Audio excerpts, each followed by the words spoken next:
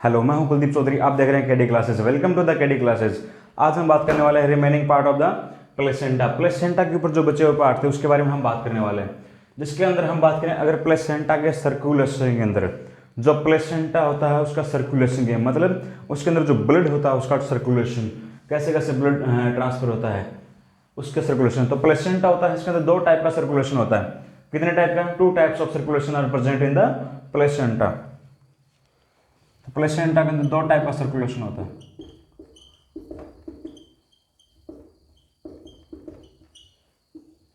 एक तो होता है मैटरनल सर्कुलेशन, एक होता है फिटल सर्कुलेशन। बात करें हम किसको बोलेंगे मैटरनल सर्कुलेशन, किसको बोलेंगे फिटल सर्कुलेशन। तो एक तो होता है कौन सा? मैटरनल सर्कुलेशन,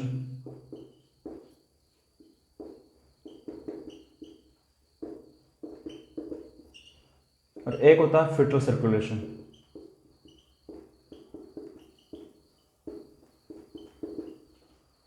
देखो, बात करें हम मैटरनल सर्कुलेशन और फिटल सर्कुलेशन के अंदर, तो ये कोई ये यूट्रस है। ये क्या है? यूट्रस। अब ये यूट्रस के अंदर प्लेसेंटा है। यहां पे ये प्लेसेंटा है, ये अम्बिलिकल कॉर्ड है।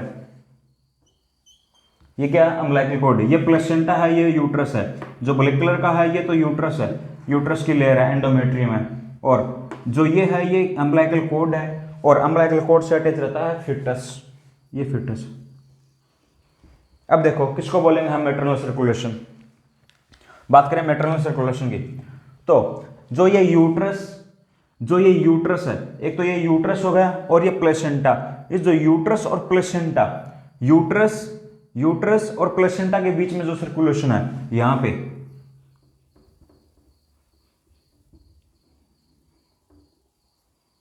जो ये ग्रीन कलर वाला है, जो ये यूट्रस और प्लेसेंटा के बीच में जो सर्कुलेशन है, इस सर्कुलेशन को हम बोलते हैं क्या?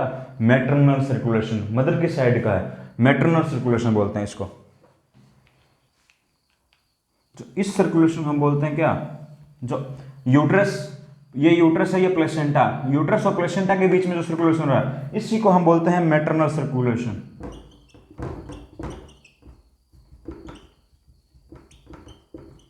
अब देखो और किस नाम से जानते हैं इस मैटरनल सर्कुलेशन को?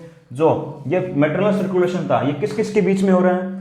ये देखो, ये यूट्रस और प्लेसेंटा के बीच में हो रहा है। तो हम इसका दूसरा नाम होता है क्या?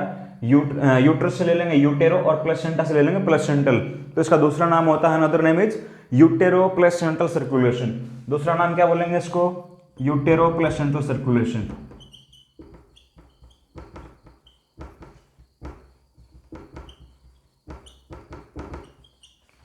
फिर से देख लेते हैं।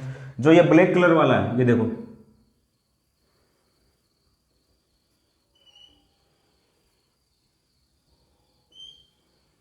ये ब्लैक कलर है, ये तो क्या है? यूट्रस है, और ये प्लेसेंटा अटैच हो रहा है इससे।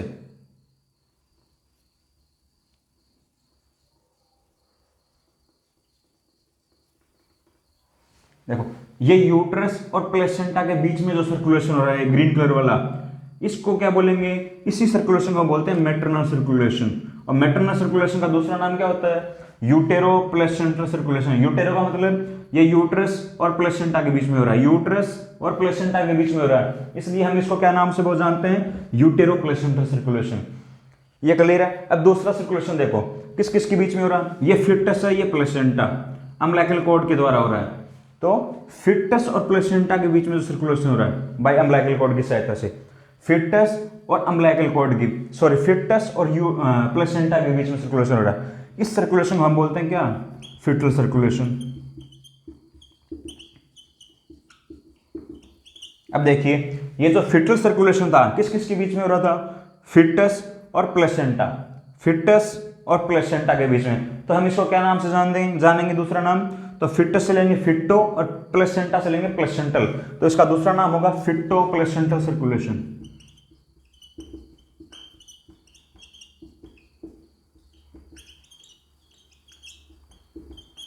फिर से देखते हैं किसको बोलेंगे मैटरनल सर्कुलेशन, किसको बोलेंगे फिटल सर्कुलेशन। ये देखो, ये यूट्रस है ब्लैक कलर का, अब ये प्लेसेंटा है रेड कलर का। अब जो यूट्रस और प्लेसेंटा, इस दोनों के बीच में जो ये ग्रीन कलर से जो सर्कुलेशन शो कर रहा है, जो यूट्रस और प्लेसेंटा के बीच में जो सर्कुलेशन हो रहा है, इस सर्कुलेशन को हम बोलेंगे मैटरनल सर्कुलेशन। और मैटरनल सर्कुलेशन का दूसरा नाम क्या होगा? यूटेरो प्लेसेंटल सर्कुलेशन। क्या होगा यूटेरो प्लेसेंटल सर्कुलेशन का नाम?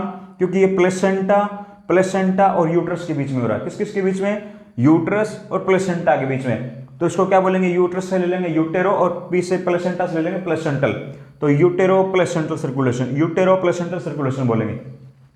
वहीं दूसरा सर्कुलेशन होता है फिटल सर्कुलेशन, फिटस की साइड से सर्कुलेशन होता है। फिटल सर्कुलेशन किसको बोलेंगे? ये फिटस और प्लेसेंटा के बीच में, फिटस और प्लेसेंटा के बीच में जो सर्कुलेशन हो रहा है, किसकी सहायता से? अम्बिलिकल कॉर्ड की सहायता से जो सर्कुलेशन हो रहा है, इसको हम बोलेंगे फिटल सर्कुलेशन। और फिटल सर्कुलेशन किस किस के बीच में हो रहा है? फिटस और प्लेसेंटा, फिटस और प्लेसेंटा के बीच में हो रहा है, जिस कारण से हम इसको क्या नाम बोलेंगे? फिटो प्लेसेंटल सर्कुलेशन के नाम से जानेंगे। फिटो प्लेसेंटल सर्कुलेशन, फिटस से ले लिया हमने फिटो और प्लेसेंटा को बोलते हैं प्लेसेंटल, तो फिटो प्लेसेंटल सर्कुलेशन हो गया। अब हम इनके बारे में बात करते हैं एक एक के बारे में।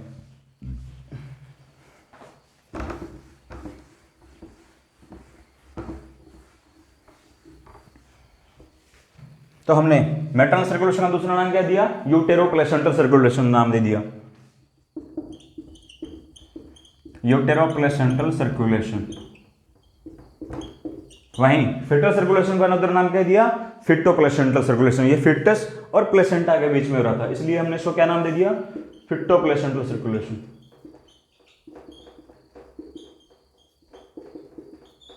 इतना क्लियर है? अब हम आगे अब हम एक एक के बारे में बात करेंगे। क्या होता है मैटरनल सर्कुलेशन, क्या होता है फिटल सर्कुलेशन, इसके अंदर क्या क्या होता है। बात करें हम सबसे पहले मैटरनल सर्कुलेशन की।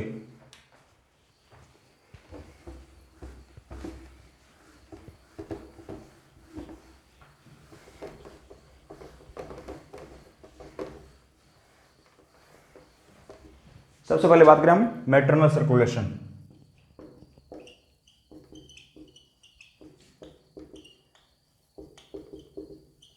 जिसका अनदर नाम क्या दिया? यूटेरो प्लेसेंटल सर्कुलेशन। ये मदर की साइड से तो यूट्रस से और प्लेसेंटो, यूट्रस और प्लेसेंटा के बीच में होता है, जिसके कारण इसको क्या नाम दिया? यूटेरो प्लेसेंटल सर्कुलेशन नाम दिया। तो यूटेरो placental circulation.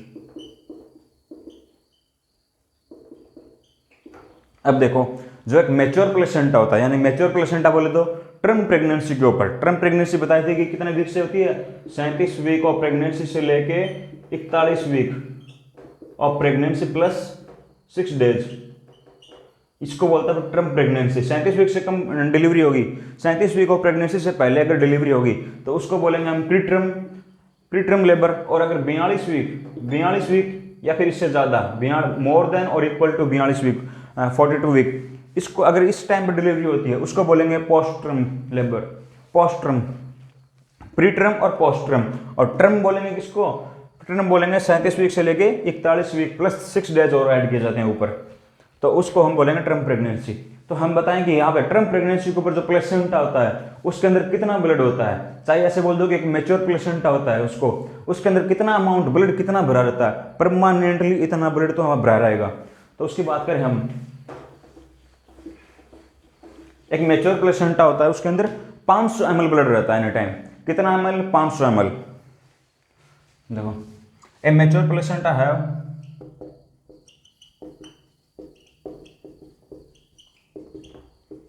a mature placenta has volume of blood is about, कितनी रहती है? कितना वहां पे ब्लड रहता है? वहां पे 500 ml ब्लड रहता है, 500 ml ब्लड। इस 500 ml में से जो ब्लड रहता है, इसमें से 350 ml ब्लड रहेगा। जो 350 ml, इस 500 ml ब्लड में से 350 ml ब्लड तो रहेगा किसके अंदर? विलाई के अंदर भरा रहता है, ऑक्यूपाई इन विलाई। और बच्चा जो कितना बच्चा पीछे 150 ml ब्लड होगा, वो किसके अंदर भरा रहेगा? वो इंटरविलस स्पेस के अंदर भरा रहता है।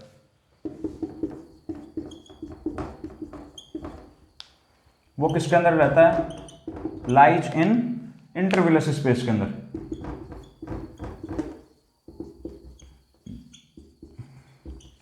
जब हम बात कर रहे थे स्ट्रिंग विलाई की, उसके अंदर हमने पढ़ा था कि क्या होता है इंटरविलस स्पेस, किसको बोला, विलाई स्ट्रक्चर। जो कोरियोनिक फ्रोंडोसम था उसको, जो विलाई स्ट्रक्चर बनाता था ब्लास्टोसिस्ट के, जो डेसिडुआ के पास में। तो देखिए हम किसको बोलते हैं विलाई, जो देखो ऐसे स्ट्रक्चर बताई थी। अब जो इसके अंदर जो ये स्पेस रहता है, ये जो स्पेस है इसको हम क्या देखो शुरू से बताता हूं मैं किसको बोला था।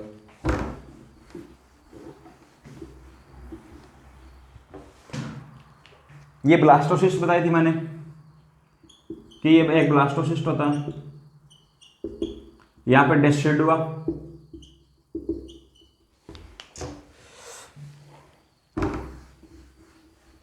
ये डेसिडुआ बेसिलिस है। किसको बोला था डेसिडुआ बेसिलिस, जो प्रेगनेंसी होती है उसके दौरान जो यूट्रस की जो अंदर के अंदर की लेयर होती है, जिसको एंडोमेट्रियम बोलते हैं, प्रेगनेंसी के दौरान वो डेसिडुआ के अंदर चेंज हो जाती है, जिसको हम क्या बोलते हैं डेसिडुअल रिएक्शन। और किस हार्मोन के द्वारा हो रही थी ये, तो ये प्रोजेस्टेरोन हार्मोन के द्वारा हो रही थी। प्रोजेस्टेरोन हार्मोन किसका, प्लेसेंटा का, न कि मदर का। तो ये प्रोजेस्टेरोन हार्मोन के कारण हो रही थी। ये देखो ये डेसिडुआ बताई थी, ये ब्लास्टोसिस्ट बताया था। ब्लास्टोसिस्ट के अंदर क्या होता है, इनर सेल मास होता है। इनर सेल मास होता है वो किसका फॉर्मेशन करता है, वो फॉर्मेशन करता है फिटस का, ये फिटस है, और जर्म लेयर का, एक्टोड्रम, मेसोड्रम और एंडोड्रम का, ये फिटस है। अब बताई थी कि इस ब्लास्टोसिस्ट के बाहर की बाहर सबसे, इस ब्लास्टोसिस्ट के बाहर की तरफ एक लेयर होती है जिसका क्या नाम बोला था हमने, साइटोट्रोफोब्लास्ट। इस ब्लास्टोसिस्ट के बाहर की तरफ एक लेयर होती है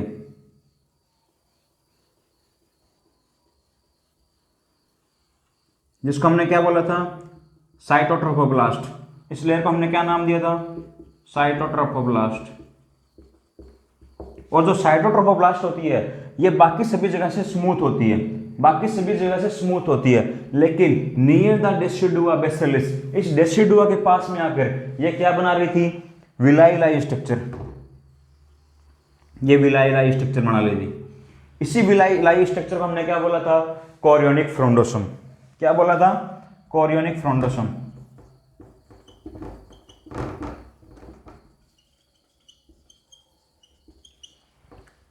और बाकी सभी जगह से ये साइटोट्रोफोब्लास्ट स्मूथ होती है, तो हमने उस स्मूथ लेयर को क्या नाम बोला था, कोरियोनिक लेवी बोला था।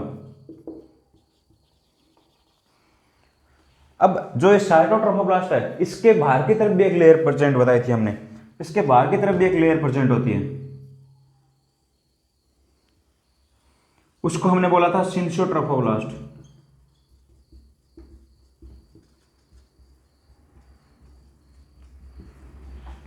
ये देखिए ये ब्लास्टोसिस्ट है, ब्लैक वाली ब्लास्टोसिस्ट होता है। इसके अंदर क्या होता है, इन फिटस होता है, और फिटस को कौन बनाता है, इनर सेल मास बनाती है। और इस जो ब्लास्टोसिस्ट होता है इसके बाहर की तरफ एक लेयर बताई थी जो एक ग्रीन वाली है, ये लेयर बताई थी। इस लेयर को हमने क्या नाम बोला था, साइटोट्रोफोब्लास्ट। क्या नाम बोला था, साइटोट्रोफोब्लास्ट बोला था। और ये साइटोट्रोफोब्लास्ट बाकी सभी जगह से स्मूथ होती है, जिसको हम क्या बोला, कोरियोनिक लेवी नाम दे दिया था। लेकिन नियर द डेसिडुआ बेसिलिस, जो मदर का यूट्रस होता है उसकी अंदर की लेयर होती है, 3 लेयर होते हैं। कौन सी लेयर होती है, पेरीमेट्रियम, मायोमेट्रियम, एंडोमेट्रियम। कौन सी लेयर होती है, 3 लेयर, पेरीमेट्रियम,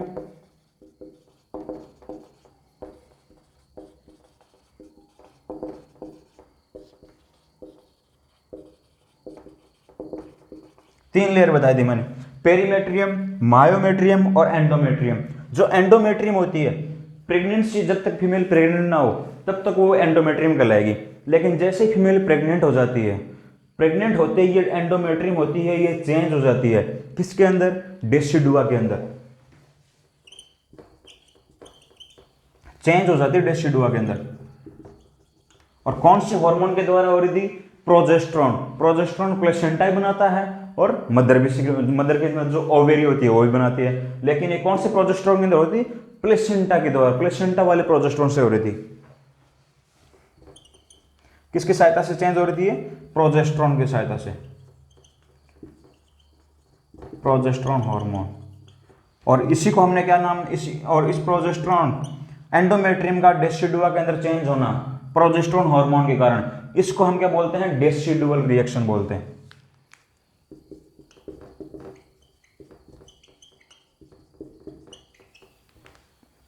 इतना क्लियर है? तो एंडोमेट्रियम होगी वो प्रेगनेंसी के अंदर डेसिडुआ के अंदर चेंज हो जाती है प्रोजेस्टेरोन हार्मोन के कारण, जिसको हम क्या बोलते हैं, डेसिडुअल रिएक्शन।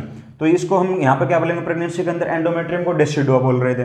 अब हमने बताया था कि जो प्लेसेंटा है वो किससे डेवलप होता है, प्लेसेंटा डेवलप होता है union of chorionic frondosum and decidua basalis, इन दोनों के जुड़ने से प्लेसेंटा डेवलप हो रहा था। अब हमने क्या किया, इस स्ट्रक्चर को उठा लिया, जो विलायला स्ट्रक्चर है इसको अलग कर लेते हैं अपन।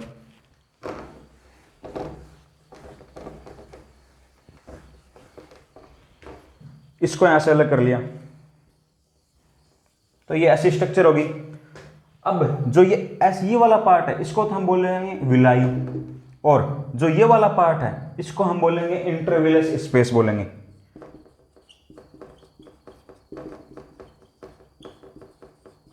और ऊपर लगा दो डेसिडुआ बेसिलिस।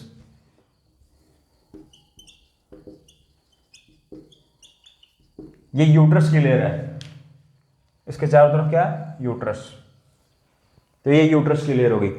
अब हमने बताया कि जो एक मैच्योर प्लेसेंटा होता है उसके अंदर कितना ब्लड रहता है, 500 ml ब्लड रहता है। इस 500 ml ब्लड में से जो 350 ml ब्लड रहता है वो तो किसके अंदर रहता है, इस विलाई के अंदर। ये जो विलाई लाई स्ट्रक्चर है इस विलाई के अंदर रहता है 350 ml ब्लड। तो और जो 150 ml ब्लड है वो किसके अंदर रह रहा था, इंटरविलस स्पेस के अंदर। जो ये इंटरविलस स्पेस है इसके अंदर रहता है 150 ml तो, और 350 ml इस विलाई के अंदर रहता है। और टोटल ब्लड कितना रहता है मैच्योर प्लेसेंटा के अंदर, 500 ml ब्लड रहता है।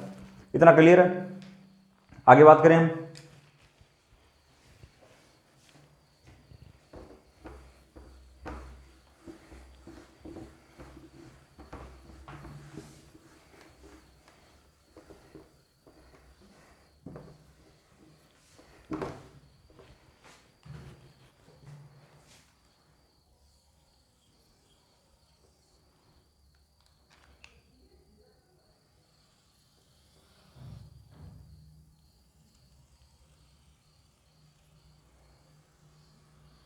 ये यूट्रस, तो मैच्योर प्लेसेंटा के अंदर कितना ब्लड रहता है, 500 ml ब्लड रहता है। इस 500 ml ब्लड में से 350 ml ब्लड तो विलाई के अंदर रह जाता है, और 150 ml ब्लड किसके अंदर रह जाता है, इंटरविलस स्पेस के अंदर।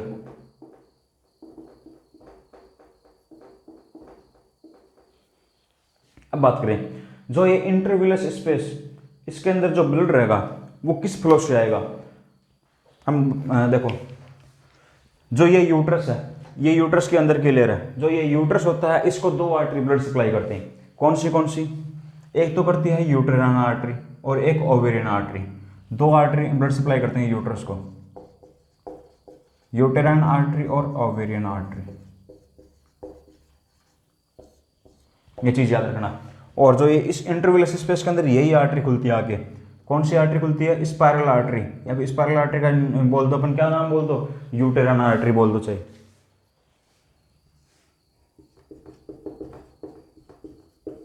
जो कि नंबर में कितने बताई थी, 120 से 200 होती।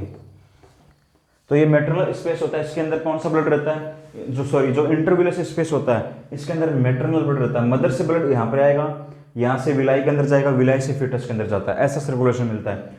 तो बात करें जो इंटरविलस ब्लड फ्लो होता है, जो इंटरविलस के अंदर जो ब्लड आ रहा है वो किस फ्लो से आएगा, कितना ml ब्लड आएगा 1 मिनट के अंदर, कहने का मतलब ये है। तो अगर बात करें कि द इंटरविलस ब्लड फ्लो कितना होता है,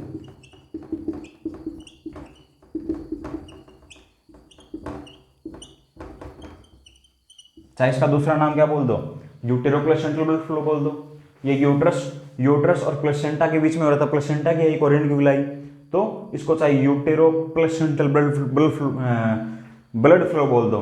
यूट्रस और प्लेसेंटा के बीच में कितना ब्लड आएगा 1 मिनट के अंदर, कितना ml ब्लड आएगा, तो द इंटरविलस ब्लड फ्लो बोल दो, चाहे यूटेरोप्लेसेंटल ब्लड फ्लो बोल दो।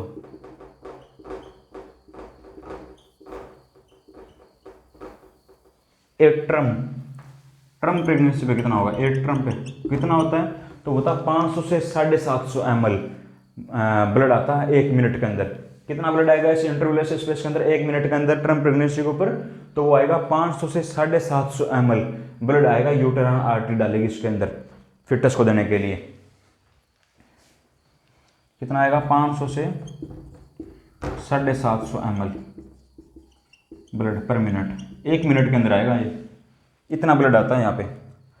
फिर से देता है इंटरविलस ब्लड फ्लो। इंटरविलस स्पेस कौन सा हुआ, ये विलाई है, विलाई के अंदर ये इंटरविलस स्पेस बोला था हमने। इस इंटरविलस स्पेस होता है, ये किससे भरा रहता है, ये मदर के ब्लड से, मैटरनल ब्लड से भरा रहता है, मदर के ब्लड से।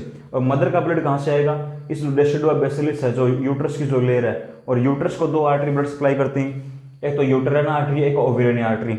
ये यूटेराइन आर्टरी होगी, ये ब्लड सप्लाई करेगी इसको, यहाँ से यूटेराइन आर्टरी खुल जाएंगे, इसको अपनी स्पाइरल आर्टरी बोलते हैं। और स्पाइरल आर्टरी कितनी होती है, 120 से 200 होती है नंबर के अंदर।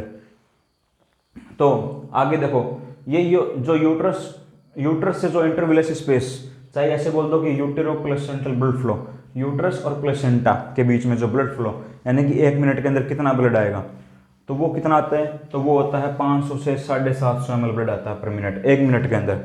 वहीं अगर वो पूछे कि utero blood flow, uterine blood flow कितना होता है, यूट्रस के अंदर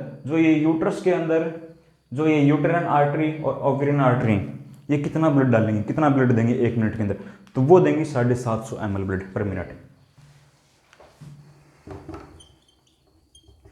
बात करें तो uterine artery, uterine blood flow कितना होता है sir,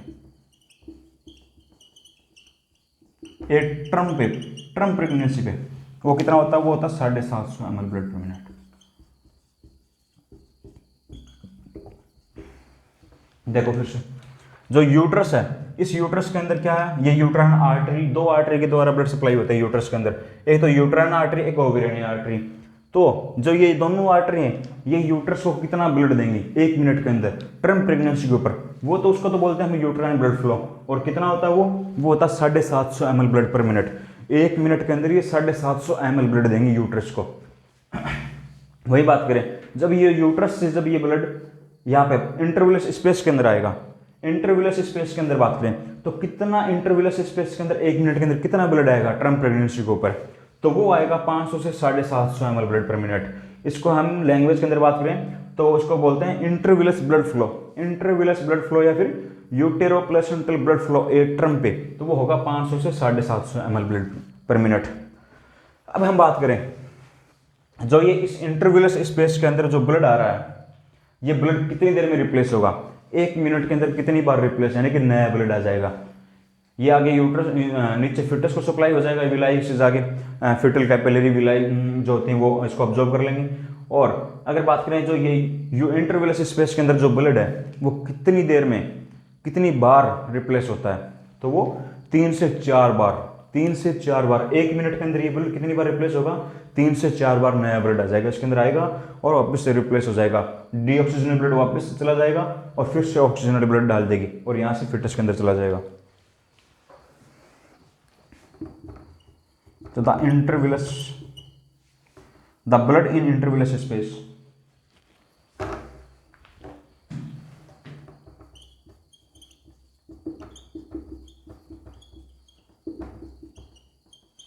is completely replaced about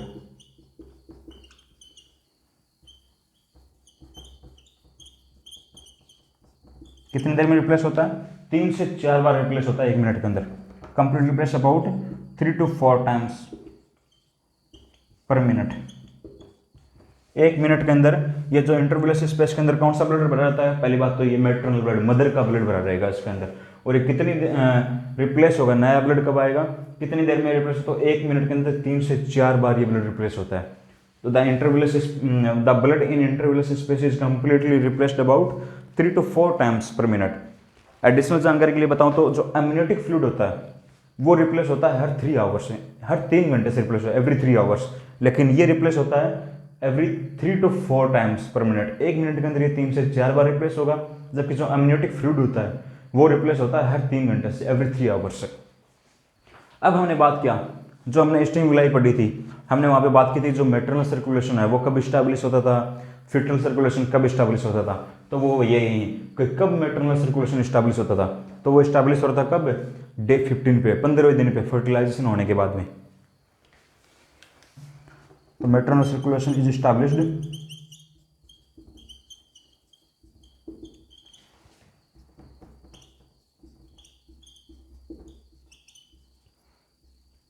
on कब स्टैब्लिश होता था, तो वो 8-15 डे पे, 15वें दिन पे, डे 15 आफ्टर द फर्टिलाइजेशन होने के 15वें दिन पे मैटरनल सर्कुलेशन, यानी कि मदर की तरफ से प्लेसेंटा के अंदर, जो प्लेसेंटा के किस पार्ट के अंदर, इंटरविलस स्पेस के अंदर मदर की तरफ से ब्लड वेसल्स आ जाएंगे। कौन से ब्लड वेसल्स, अम्बिलिकल सॉरी ये यूटेराइन आर्टरी और यूटेराइन वेन आ जाएंगे, जिसको अपन स्पाइरल आर्टरी के नाम से जानते हैं। तो बात करें मैटरनल सर्कुलेशन एज स्टैब्लिश कब वो स्टैब्लिश हो रहा था, 15वें दिन पे फर्टिलाइजेशन होने के बाद में, तो डे 15 पे।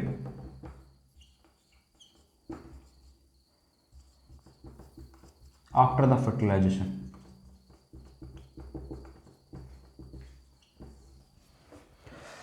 इतना हो गया। अब हम बात करें इंटरविलस स्पेस के बारे में, पढ़ लिया हमने, अब विलाई के बारे में पढ़ें। अब देखो इंटरविलस स्पेस के अंदर ब्लड कहाँ से आ रहा था, मदर से आ रहा था, तो विलाई के अंदर ब्लड किसका जाएगा, मदर का ही जाएगा। तो विलाई होगी वो किसके ऊपर डिपेंड रहेगी, मदर के ब्लड के ऊपर डिपेंड रहेगी न्यूट्रिशन लेने के लिए। इसको न्यूट्रिशन भी कहाँ से देगा, मैटरनल ब्लड से लेगी, और इस विलाई के अंदर ब्लड आएगा, फिर यहाँ से ब्लड जाएगा फिटस के अंदर चल जाएगा। ऐसे फिटल सर्कुलेशन स्टैब्लिश होता है। फिट नीचे से फिटस की तरफ से फिटल की ब्लड वेसल्स ओपन हो जाएंगे। इसको मैं क्लियर कर देता हूँ एक बार।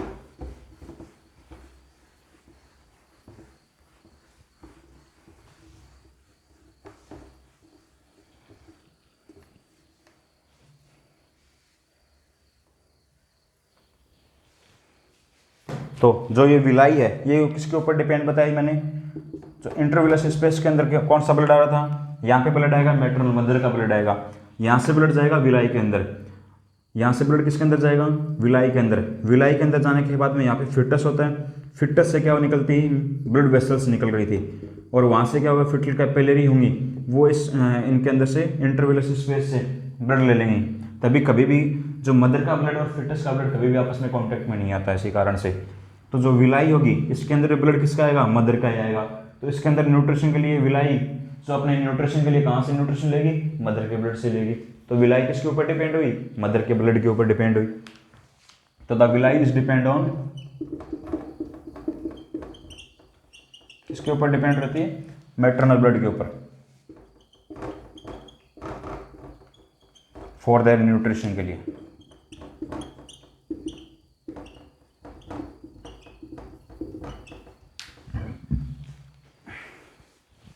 अब देखो फिर से अलग से समझाऊंगी यूट्रस को कौन से ब्लड किससे ब्लड सप्लाई होती है, हाँ? तो ये देखो ये यूट्रस है, ये क्या है, यूट्रस। अब यूट्रस को मैंने दो बता दी, किस किस से, यूटेराइन आर्टरी और ओवेरियन आर्टरी, दो आर्टरी ब्लड सप्लाई करती हैं, दो आर्टरीज को अंदर ब्लड ला के डालती हैं यूट्रस के अंदर।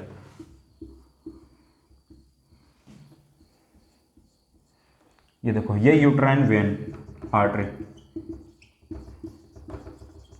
देखो अडल्ट के अंदर तो क्या आता है, आर्टरी होती है, उसके अंदर तो क्या रहता है, ऑक्सीजनेटेड ब्लड रहता है, ऑक्सीजन भरा है उसके अंदर। आर्टरी के अंदर तो क्या होती है, ऑक्सीजनेटेड, उस ब्लड के अंदर ऑक्सीजन इंक्लूड रहती है। लेकिन जो वेन होती है, वेन के अंदर क्या होता है, डीऑक्सीजनेटेड ब्लड रहता है। मेरे हाथ के अंदर ब्लड सप्लाई हो रही है, इसके अंदर जो आर्टरी होगी, आर्टरी आएगी वो तो ऑक्सीजनेटेड ब्लड लेके आएगी, और यहाँ पे जो डीऑक्सीजनेटेड ब्लड है, यहाँ पे जो कार्बन डाइऑक्साइड आई थी इस ब्लड के अंदर, उसको वापस लेके जाएगा कौन, वेन। तो ये अम्बिलिकल आर्टरी, अम्बिलिकल वेन। ये अम्बिलिकल आर्टरी तो ब्लड लेके आ रही थी और ये लेके जाएगी। इसके अंदर है अम्बिलिकल आर्टरी के अंदर ऑक्सीजनेटेड ब्लड रहता है, इसके अंदर डीऑक्सीजनेटेड ब्लड रहता है। अब इसके अंदर कितना प्रेशर रहेगा, सॉरी उससे पहले हम बात करें कि इंटरविलस स्पेस के अंदर जो प्रेशर रहेगा, कितना प्रेशर, ब्लड प्रेशर कितना रहेगा। ब्लड फ्लो की बात कर ली, ब्लड प्रेशर की बात करें तो ये जो इंटरविलस स्पेस के अंदर जो ब्लड प्रेशर होगा, जब यूट्रस कॉन्ट्रैक्ट करेगा, यूट्रस के अंदर कॉन्ट्रैक्शन रिलैक्सेशन होंगे, और जब यूट्रस कॉन्ट्रैक्ट करेगा तो यहाँ पे जो स्पाइरल आर्टरी से ब्लड आ रहा था वो किस प्रेशर से आएगा, तो उस दौरान जो यूट्राइन कॉन्ट्रैक्शन के दौरान तो इसके अंदर ब्लड प्रेशर रहेगा इंटरविलस स्पेस के अंदर, वो तो रहता है 30 से 50 mmHg।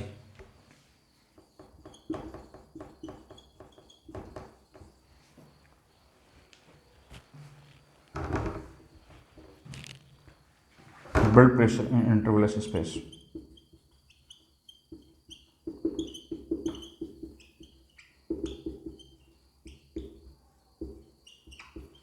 ब्लड प्रेशर की बात करें इंटरविलस स्पेस के अंदर। ब्लड फ्लो की तो बात कर ली हमने कि 1 मिनट के अंदर कितना ब्लड डालेगी, तो वो डालती है 500 से 750 ml ब्लड आता है इंटरवेलस स्पेस के अंदर। अब इसके अंदर जो यूट्राइन आर्टरी और यूट्राइन वेन आ रही थी, वो उसके अंदर कितना ब्लड प्रेशर रहेगा, कितना बीपी देखने को मिलेगा। तो जो यूट्राइन वेन आर्टरी है जो ब्लड लेके आ रही थी, उसके अंदर तो कब, जब ये यूट्रस है, सॉरी, जो जब ये यूट्रस कॉन्ट्रैक्ट करेगा, तब तो जो ब्लड प्रेशर रहेगा इस इंटरवेलस स्पेस के अंदर वो रहेगा 30 से 50 mm ऑफ Hg। और जब ये रिलैक्स करेगा तब जो ब्लड प्रेशर रहेगा वो रहेगा 10 से 15 mm ऑफ Hg। तो ड्यूरिंग यूट्राइन कॉन्ट्रैक्शन के दौरान तो रहता है कितना,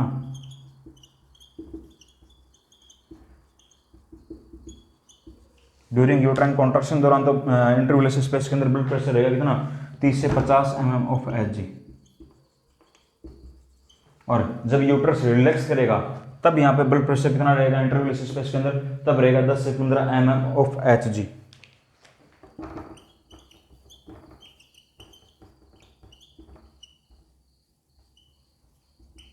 ड्यूरिंग यूट्राइन रिलैक्सेशन, इस दौरान जो ब्लड प्रेशर रहेगा यहाँ पे वो रहेगा 10 से 15 mm ऑफ Hg। अब देखो आगे, अब यूट्रस है, इसको दो आर्टरी सप्लाई, ब्लड सप्लाई करते हैं, यूट्राइन आर्टरी और ओवेरियन आर्टरी। बात करते हैं यूट्राइन आर्टरी की। अब जो यूट्राइन आर्टरी है, एक यूट्राइन आर्टरी आएगी, वो तो क्या करेगी, ब्लड डालेगी इसके अंदर, ऑक्सीजनेटेड ब्लड डालेगी। और जो यूट्राइन वेन होगी वो क्या करेगी, डीऑक्सीजनेटेड ब्लड वापस लेके चली जाएगी। तब बात करें इस यूट्राइन आर्टरी के अंदर कितना प्रेशर रहेगा, और इस इस यूट्राइन, यहाँ पे अम्बलाइक लिख दिया मैंने,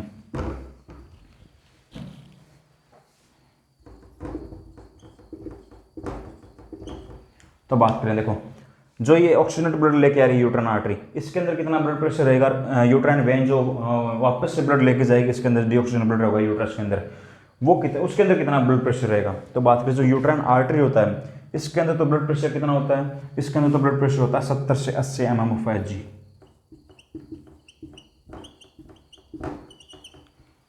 70 से 80 mm ऑफ Hg। और यूट्राइन वेन के अंदर ब्लड प्रेशर रहेगा कितना रहेगा, तो वो रहेगा 8 mm Hg।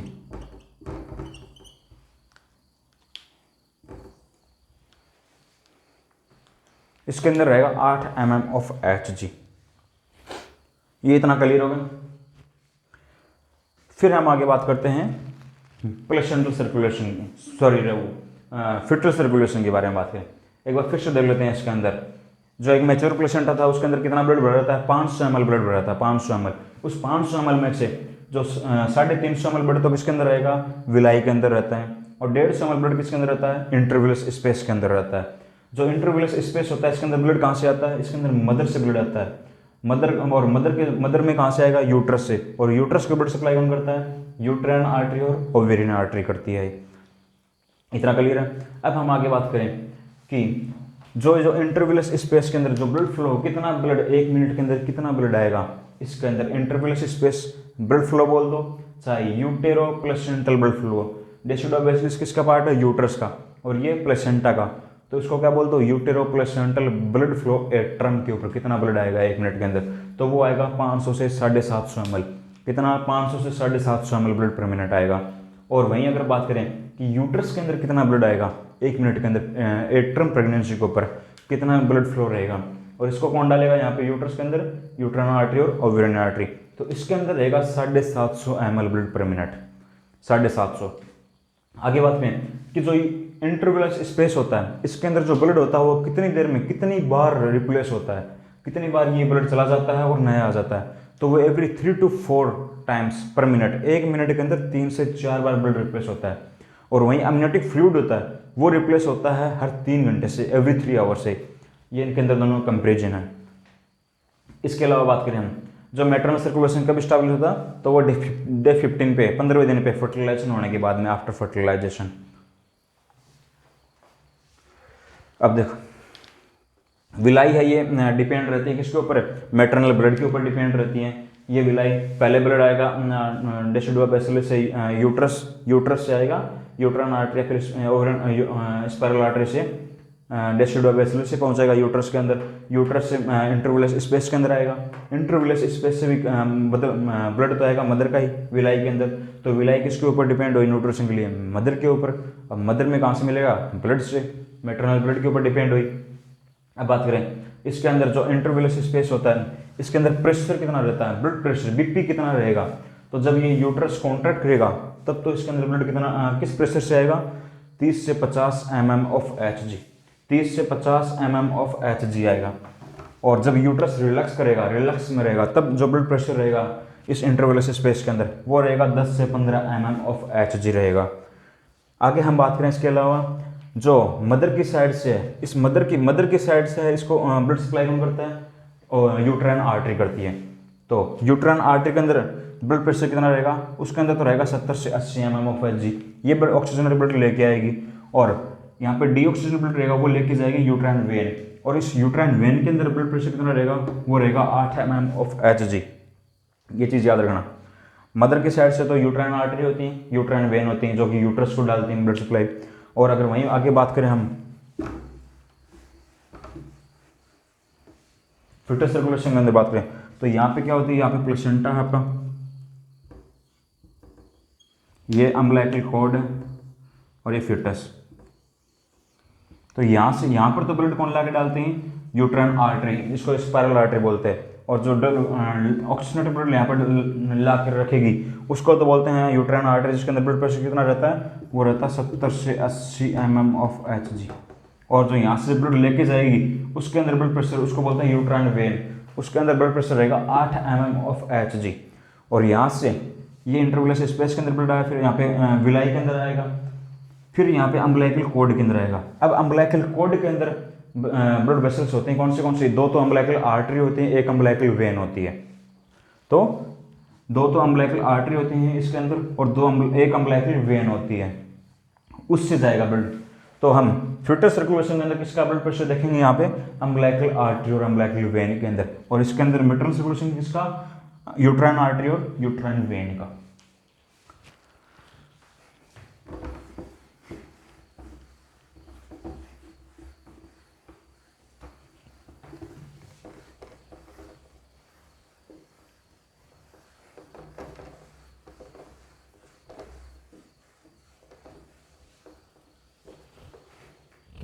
Maternal circulation complete हो गया। अब हम बात करेंगे फिटस सर्कुलेशन की, फिटस की तरफ से कैसे सर्कुलेशन होता है।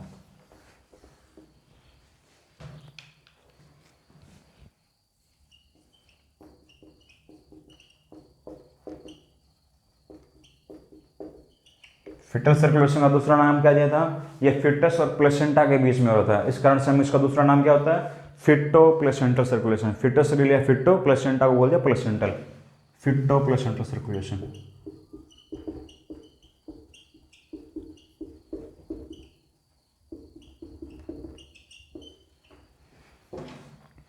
अब देखो मैटरनल सर्कुलेशन तो कब स्टैब्लिश हो रहा था, तो वो तो स्टैब्लिश हो रहा था 15वें दिन पे, डे 15 पे।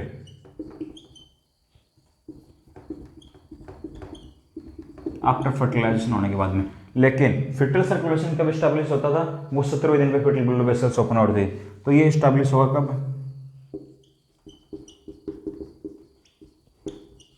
ये स्टैब्लिश होगा डे 17 पे, 17वें दिन पे फर्टिलाइजेशन होने के बाद में, आफ्टर फर्टिलाइजेशन। अब इसके बाद में मैटरनल ब्लड फ्लो कितना था टर्म के ऊपर, मैटरनल ब्लड फ्लो बोल दो चाहे इंटरवेलस ब्लड फ्लो बोल दो चाहे यूटेरो प्लेसेंटल ब्लड फ्लो बताया था हमने कि कितना ब्लड आता है 1 मिनट के अंदर इंटरवेलस स्पेस के अंदर। तो वो आ रहा था कितना, वो तो आ रहा था 500 से 750 ml ब्लड आ रहा था 1 मिनट के अंदर पर मिनट। लेकिन वहाँ से फिटस की तरफ कितना ब्लड जाएगा, हाँ फिटो प्लेसेंटल ब्लड फ्लो कितना रहेगा ये टर्म के ऊपर, ये बात करें हम।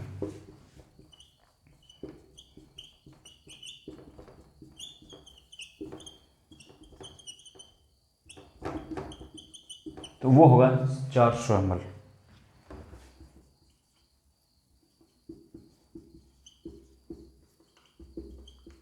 कितना ml, 400 ml ब्लड आएगा 1 मिनट के अंदर। इसके अलावा बात करें हम, जो देखो यूट्रस को तो ब्लड सप्लाई कौन कर रहा था, यूट्राइन आर्टरी और ओवरियन आर्टरी। तो यूट्राइन आर्टरी ऑक्सीजनेटेड ब्लड लेके आ रही थी, वेन होती है वो डीऑक्सीजनेटेड ब्लड होती है। तो यूट्राइन आर्टरी के अंदर ब्लड प्रेशर बताया था अपने कितना, 70 से 80 mm of Hg। Uterine artery के अंदर ब्लड प्रेशर कितना बताया था, 70 से 80 mm ऑफ Hg। और यूट्राइन वेन के अंदर 8 mm ऑफ Hg। लेकिन यहाँ पे फिटस की तरफ से मैंने बताया था कि देखो ये यूट्रस है, ये यूट्रस है, ये प्लेसेंटा, ये अम्बिलिकल कॉर्ड है, ये फिटस टीचर है। इसके अंदर क्या, यहाँ पे तो क्या थी, अम्बिलिकल आर्टरी और अम्बिलिकल वेन आ रही थी, तो इसका प्रेशर देखेंगे हम मदर की तरफ से। तो लेकिन फिटस के अंदर फिटल प्लेसेंटा सर्कुलेशन किसके द्वारा होता है, यहाँ पे बीच में अम्बिलिकल कॉर्ड है, इसका ये एक रास्ता था, मीडिएटर था। तो इस अम्बिलिकल कॉर्ड होता है, इस अम्बिलिकल कॉर्ड के अंदर ब्लड वेसल्स होते हैं, कौन सी, 2 तो अम्बिलिकल आर्टरी होते हैं और 1 अम्बिलिकल वेन होती है।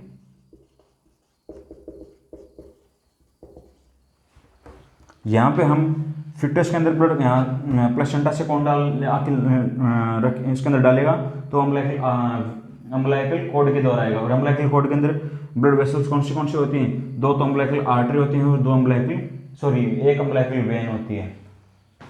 और 20 वीक से पहले इसके अंदर 4 ब्लड वेसल्स होते हैं अम्बिलिकल कॉर्ड के अंदर, कौन सी, तो 2 तो अम्बिलिकल आर्टरी और 2 अम्बिलिकल वेन, राइट और लेफ्ट। लेकिन जो राइट वाली अम्बिलिकल वेन होती है वो डिसअपीयर हो जाती है, इस कारण से 3 ही बचती। तो अगर हम इसके अंदर देखें कि जो अम्बिलिकल आर्टरी होगी इसके अंदर ब्लड प्रेशर कितना रहेगा, तो इसके अंदर तो ब्लड प्रेशर रहेगा कितना, 60 mm ऑफ Hg। और अम्बिलिकल वेन के अंदर जो वापस ब्लड लेके जाएगी उसके अंदर कितना ब्लड प्रेशर रहेगा, उसके अंदर रहेगा 10 mm of Hg।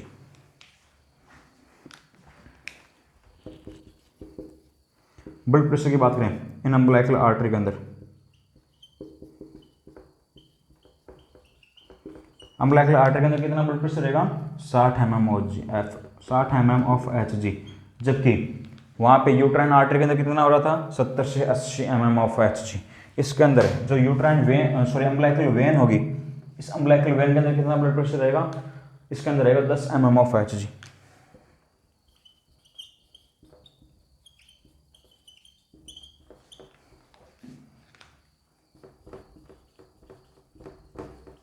mm of Hg blood pressure रहेगा, इतना है। अब बात करते हैं जो हमारे अंदर, तो अडल्ट के अंदर क्या रहता है, जो आर्टरी होती है, आर्टरी इसके अंदर तो रहता है O2 ब्लड रहता है, ऑक्सीजनेटेड ब्लड रहता है। और जो वेन होती है इसके अंदर रहता है डीऑक्सीजनेटेड ब्लड।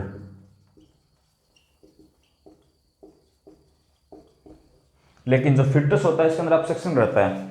फिटस होता है इसके अंदर क्या रहता है, जो अम्बिलिकल आर्टरी होती है, जहां पे अपने अंदर आर्टरी के अंदर तो क्या रहा था, ऑक्सीजनेटेड ब्लड था। लेकिन फिटस के अंदर क्या रहेगा, आर्टरी के अंदर डीऑक्सीजनेटेड ब्लड, कंप्लीटली इसके अंदर डीऑक्सीजनेटेड ब्लड। इसका मतलब इसके अंदर जो ऑक्सीजन है इसकी वैल्यू कम होती है, अमाउंट कम होती है। तो फिटस के अंदर तो क्या, जो आर्टरी होती है इसके अंदर डीऑक्सीजनेटेड ब्लड रहता है। ये ऑब्स्ट्रक्शन है फिटल सर्कुलेशन और एडल्ट सर्कुलेशन के बीच में। और जो वेन होगी इसके अंदर ऑक्सीजनेटेड ब्लड रहेगा, जबकि हमारे अंदर अडल्ट के अंदर वेन के अंदर डीऑक्सीजनेटेड ब्लड रहता था, इसके अंदर ऑक्सीजनेटेड ब्लड। हमारे अंदर आर्टरी के अंदर क्या रहता था, ऑक्सीजनेटेड ब्लड, इसके अंदर आर्टरी के अंदर क्या रहता था, डीऑक्सीजनेटेड ब्लड फिटस के अंदर। और वेन के अंदर रहेगा ऑक्सीजनेटेड ब्लड, O2 ब्लड। अब हम बात करें कि क्या इसके अंदर अपन ऑक्सीजन सेचुरेशन का लेवल देखें, कैसे कह सकते हैं कि हम आर्टरी के अंदर डीऑक्सीजनेटेड ब्लड रहेगा और वेन के अंदर ऑक्सीजनेटेड ब्लड रहेगा, वो देखें हम।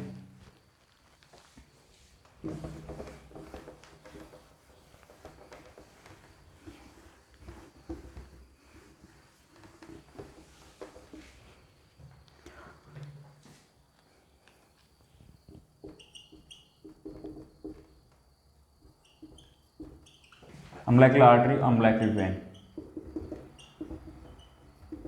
इन दोनों के अंदर अगर डिफरेंस करके देखें तो अगर अपन O2 सेचुरेशन देखें कितना % ऑक्सीजन रहता है, और PO2 partial pressure of oxygen, partial pressure of oxygen देखें।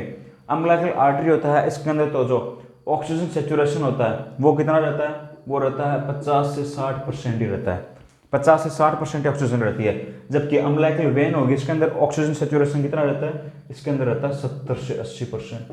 कितना, 70 से 80%। तो ज़्यादा ऑक्सीजन किसके अंदर हुआ, अम्बिलिकल वेन के अंदर। इसके अंदर सिर्फ 50 से 60% है, लेकिन अम्बिलिकल वेन के अंदर 70 से 80% है। तो सबसे ज़्यादा ऑक्सीजन अम्बिलिकल वेन के अंदर हुआ फिटस के अंदर।